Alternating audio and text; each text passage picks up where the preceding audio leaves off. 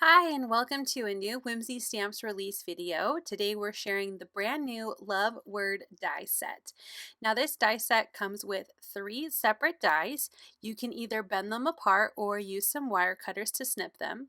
You have the word love, the letter D, and the adverb add-on ly to create 3 different sentiments with your word love. And then you could use the D to spell loved. Or you can switch out that D for the ly and have the word lovely. So you can use this awesome cursive die set to create your own sentiments on your cards or other projects. Here I've used the word lovely on this tropical background card. I really love these colors and that black sentiment really just stands out. If you'd like to see all of the brand new products released today, go ahead and use those links down below in the description.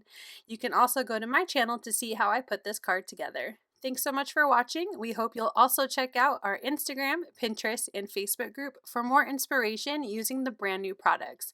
Thanks so much for watching and happy shopping!